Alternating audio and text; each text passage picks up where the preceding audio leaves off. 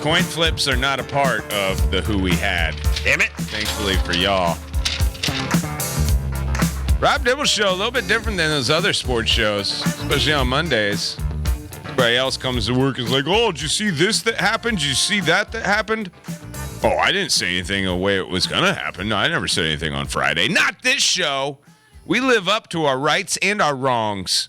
And Who We Had every Friday. You get out your pens, you get out your paper, you get out your pencils, you write these down in the Who You Got segment as we let you know our picks for the weekend. Kind of a slow picking weekend. There's like a lot of, single games out there in the NHL, single games out there in the NBA. We do have one on the docket. Next weekend is going to be a lot of fun.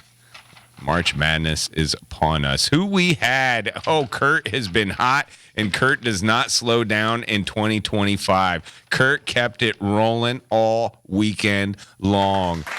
Yes, round of applause for Curtis Kaplan, who's been giving you guys winners left and right, especially in the world of women's basketball. But let's first start with top dog of the weekend, which combines the men's and women's teams of UConn in the basketball ranks to see who will be the top scorer, because we're going to pick them to win. And if we did that this weekend, we would be really right. But we pick the high scorer of both teams, and it was Caitlin Chen that finished with a measly 2 points, Kurt. Kurt is not right on that. Not at all. Now, I'm a huge Caitlin Chen fan, and the one thing you do not know, she does not take bad shots. She does not force shots. If she is not remotely open, she will not shoot it. She took 2 shots. She took 2 shots. She made one. She rarely misses, though. That's a good percentage. It's a good percentage. It probably the most underrated transfer in women's basketball, Caitlin Chen. We will be needing some Caitlin Chen to score more points in a couple of weeks from now. Just saying that. It was myself who went with my man Liam. Thought he was going to have a bust out. Liam had a great game. I mean, Liam was just being Liam. Liam out there running around doing Liam things. Scored 14 points. This is a ho-hum Liam kind of day. Wasn't anything, 34-point special, nothing like that. But it was just Liam being Liam. Then it had old John Ashmead take Alex Caravan. Like this pick, man. My guy AK is getting it back together. He doesn't even think about this shooting slump that everybody keeps bringing up. What was he, 2 for 4 from 3 or something like that, Dibs? Yeah, it wasn't bad. Wasn't bad. He wasn't horrible. Finished with 17 big ones, just like his friend Sarah Strong, the freshman of freshmen over there on the women's side, who I don't think she wanted to, show everybody up out there in stores. Not on senior day when you're a freshman. Not on senior day. It was Paige Beckers with 19 points to lead the ladies. None of us picked Paige. Like, that's kind of a theme on Top Dog. I feel like it's like the obvious one. Well, it's kind of like cheating. I do. It's like picking Scotty Scheffler to win these tournaments, Curtin Dibs. Yeah. True. She had 19, but she did not best Mr. Terrace Reed's 24 and what, 24 and 10, something 24 and 18. 18 boards? 18 rebounds. This has been doing the first half rebounds. Yeah, he was insane. It's like 5 games in a row, man.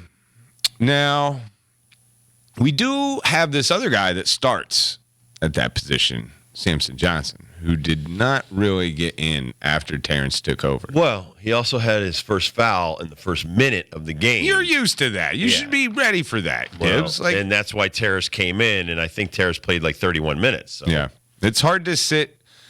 I loved the part in Georgetown where both of them were on the floor at the same time. And I understand defensively that's tough, and just going up and down the court, that can be tough. But if that's the way it's going to be, Samson, when you go on the bench and Terrace comes in, he doesn't want to come out. And it's hard to take him out when he just keeps on scoring buckets like that. Terrace the man. You called this right at the beginning, man. You just got one look at this guy from Michigan, and you fell in love with him. I love how we've coached him. I shouldn't say we. How Hurley and his crew have coached this young man. He's a very spiritual young man, and he just has been amazing. Very humble kid. They break him down, and they build him back up. Yep. I'm going to give Ashmead and Dibs the win on the tie right there, Strong. Yeah. AK. Good job, John. You guys get half a point for your picks of not. I'll take a half. Dog. Yes, take a half. But Kurt gets all the points here. You, myself, Ashmead, we all were thinking UCLA was going to be at home and get the best of Juju Watkins. Well, 30 points and 3 blocks later, Juju Watkins slapped us all in the face, and Kurt knew it from the beginning. Actually circled this and told everyone, wow, us 3 are going against Kurt in women's basketball. Run, gentlemen, run to the sports book. Unfortunately, there's some sports books that have refused to put women's basketball on there for yours truly not to bet on. What is up with that, What's dude? up with that? Dude, I went to the book earlier today. and breakfast. They have NCAA baseball. Like, who knows what the hell is going on in NCAA baseball right Ridiculous. now? We're 2 weeks in. Right. We're close to it, and we don't know what the hell is going on in NCAA baseball. How can you have that on the sports book, but you don't have 2 versus 4 in women's basketball at the sports book on Saturday? I don't And understand why Vegas things is pretty hit it. good at predicting over/under points, the point spread. I mean, they're very close on a lot of this stuff, men's and women's basketball. I'm guessing they would have had UCLA as like maybe a -1.5, -2.5. But if we would have been listening to Kurt and reading in between the lines on who you got on Friday, we all would have been eating at Sizzler tonight. We still have Sizzler. That's what I say all the time. I don't think so. That's my thing for winning big is we going Sizzler. We going Sizzler. Kurt gets the point. But here's even better news. Give yourself a ding, Kurt. Come on, man. That was Juju Watkins. You went all by yourself out on a limb on that one.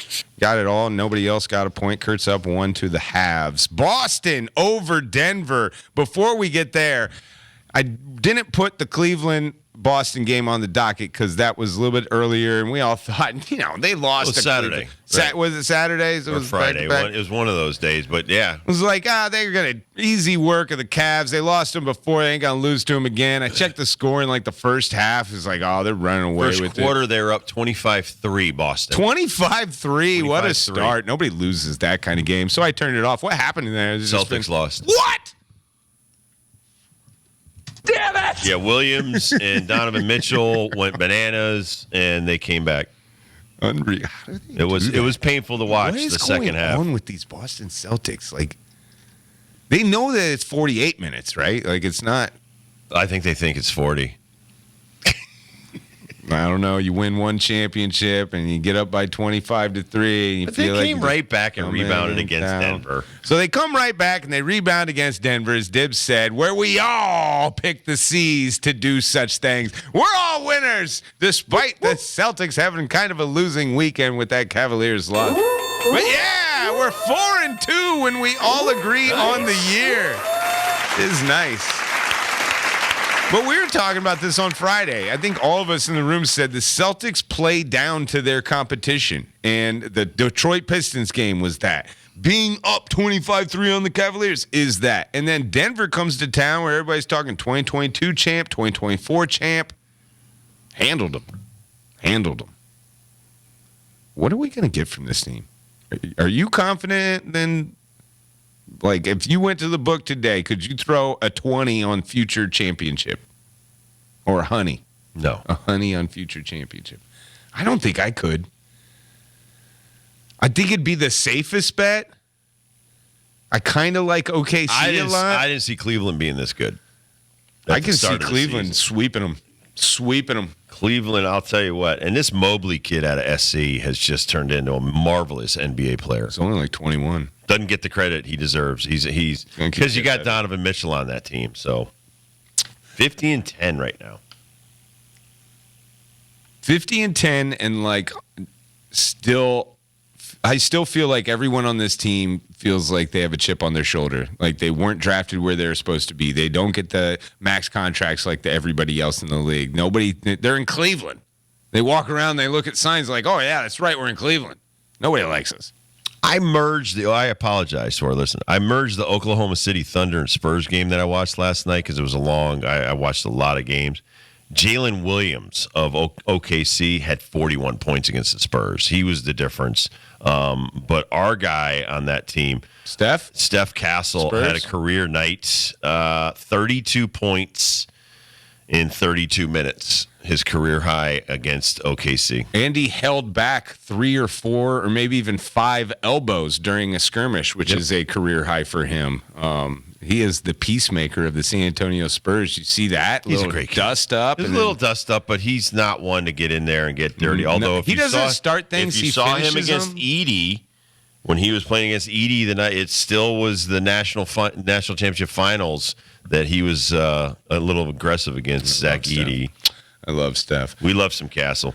4.25. Would it be broken in the NFL Combine? Kurt and Dibbs, give yourselves a point. You said no. It is John and myself who had some wishful thinking. 4.28. Maxwell Hairston, that cornerback from Kentucky, that was the fastest 40 of the day.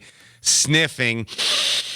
4.25, but not coming. Dude, you run under 4.3, man. That's flying. That is flying. This is AccuTrack stuff. This is like a computer chip on your hip. It does not start until your first movement. It does not stop until that hip crosses the line. So, like, normal stopwatch, you might get under 4.3s every now and then, but the AccuTrack under 4.3s, I think we've had 7 or 8 in the history of the Combine. Darian Porter was a 4.3. Yeah. Caleb Ransaw out of Tulane, a defensive back, was a 4.33. And Jacob Parrish out of Kansas State ran a 4.35. That's flying. That's flying. Anything sub 4.4 Yeah. is flying. I think anything sub 4.6 is flying, honestly. The one thing that's killed me about the Combine numbers, and it's every year, and it gets scarier and scarier. It's not my corners or my wide receiver friends that are freaks of nature, and they fly all over the place. It is these 300-plussers. We had a 330-pound dude run a sub 540. 300 pounds, sub 540. The physics on that, if you got smoked, if you were just standing there at the end of that 40-yard shoot, you would not be here today. That may bruise your lungs. Do you see? There's a safety. Look at the winner of the broad jump, the vertical, the 20-yard shuttle is this safety. And he is setting numbers that we have never seen before from one guy, one position. South Carolina, the South Carolina safety. Draft that guy. I don't even care if he plays football. I mean, I guess I do. Yeah, I take that back immediately. But he does. He's great. Well, look, I'll be drooling over these defensive tackles and offensive linemen for the rest of the week. How about some of these edge rushers? They're James flying. Pierce, 4.4. Whoa! Stop that. Yeah. That is a defensive end running as Defensive end, fast James as Pierce most out of wide Tennessee, receivers. 4.47. This Fadil Diggs out of Syracuse, Yeah. 4.57. We saw him. He kicked UConn's butt. Shamir Stewart out of Texas A&M, a 4.59. Ja Joyner out of Minnesota, a 4.6. Tyler position does Barron he out of play? Miami. These are all DNs. Jordan Bursch out of Oregon, 4.67. Think about that as a quarterback running with the football, not seeing that action coming his way from his backside. That's scary stuff, baby. That's There's- scary stuff. There were 7 interior defensive linemen that did sub 5s. That's so scary, man. That is scary. That makes me realize like the dangers that are out there lurking. How about this? There were 2, 4, 6, 8, 10 tight ends ran sub 5. Yeah. Get used to that. And their bench, like there's a tight end that repped up 30 plus 225. Dude, those guys are all jacked. And though. the thing with the tight They end, could all be defensive ends if you switched them to the other side. but I always think this too about offensive linemen, tackles, and tight ends versus the defensive guys. Usually your offensive line tackles and tight ends, longer arms, Kurt. They got to go up and down a lot farther when they're reps for the bench than the little short arm guys. Hey, if we're measuring hand size for footballs, the grip of football, well, because put the that guy's in your equation. got less than a 10. Those numbers this Maybe weekend. he can't grip the football. And here's the other scary thing: no Travis Hunter. Like there's this Right. Ashton Genty, but there's guys that did not show up to Yeah, I mean, this. I wanted to watch some of these guys run. I wanted to watch. But some the of these drills guys are throw. amazing. I love the tight end drill, the wide receiver drill, where they're running the line and they catch one, they catch one, they catch one, they catch. They have to stay on a straight line, and then you're able to, the technology, you're able to see how straight they were. Jason Taylor's son ran the straightest line.